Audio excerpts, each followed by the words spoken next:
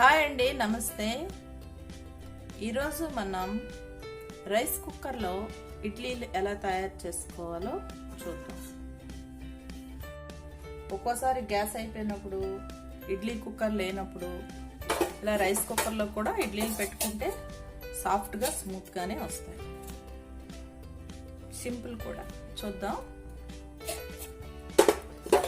ఇలా గిన్నె పెట్టుకొని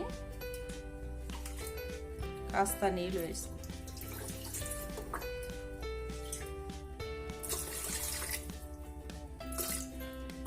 నీళ్లు వేసుకున్న తర్వాత ఇందులో చిన్న నిమ్మ చెక్క. ఇది ఎందుకంటే ఇది వైట్గా ఉంది కదా, ఈ నిమ్మ చెక్క లేకుండా కానీ వేసామంటే ఇదంతా కూడా బ్లాక్ అయిపోయి మచ్చలు అయిపోతుంది. అలా అవ్వకుండా ఉండడం కోసం ఈ నిమ్మ చెక్క ఇది వేసి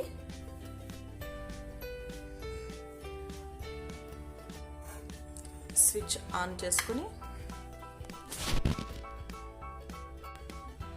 ఇలా చేసుకుని కాసేపు ఈ నీటిని ఇలా మరగనిద్దాం.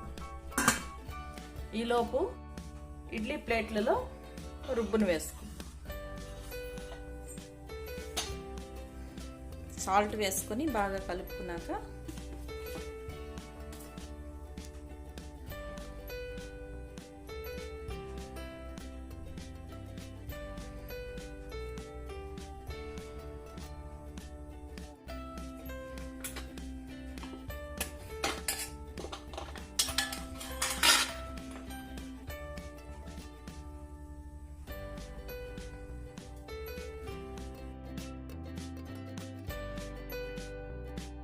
ఐదు ప్లేట్స్లో కూడా వేసేస్తున్నాం. దీన్ని ఈ నీళ్లు కొద్దిగా వేడైన తర్వాత దీన్ని ఇందులో పెట్టేద్దాం. ఇక్కడ ఈ హోల్స్లో ఉన్నాయి కదా, ఇవి ఈ కింద హోల్స్ ఈ పై హోల్స్ కూడా ఈక్వల్గా లేకుండా ఇలా క్రాస్గా, అంటే ఇదిగోండి ఇక్కడ హోల్స్ ఉన్నాయి, ఇక్కడ కూడా హోల్స్ ఉన్నాయి. ఇలా ఈక్వల్గా ఉంచకూడదు. ఇక్కడ కూడా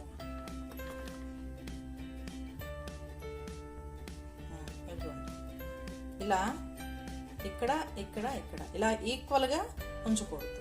ఎందుకంటే ఇలా ఆవిరి వచ్చేస్తుంది కాబట్టి ఇవి సరిగా ఉడకవు. దీన్ని ఇలా పెట్టాలి. అంటే ఈ ఇడ్లీ పైన ఇది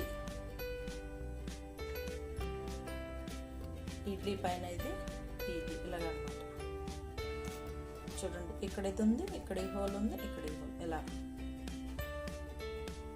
ఇలా లైన్గా పెట్టకుండా ఇలా పెట్టుకోండి. ఇలా రెడీ చేసేసుకున్న తర్వాత ఇదిగో ఈ నీళ్ళు బాగా వేడెక్కాయి. ఇలా వేడెక్కినప్పుడు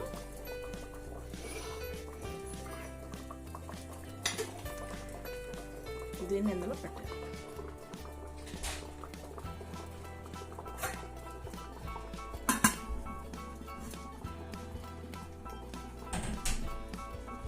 టెన్ మినిట్స్ ఉంచితే అయిపోతుంది.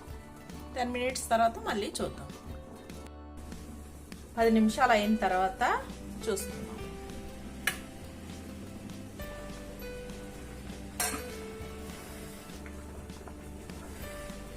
ఇలా కొద్దిగా చేయి పెట్టి చూసుకుంటే బాగా ఉడికింది లేదు తెలుస్తుంది. అయిపోయింది.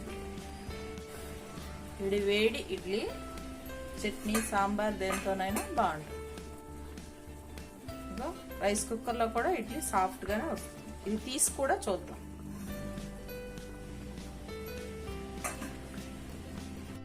ఇవన్నీ తీసేసిన తర్వాత అలా ఉన్నాయి, స్మూత్గా ఉన్నాయి, సాఫ్ట్గానే ఉన్నాయి.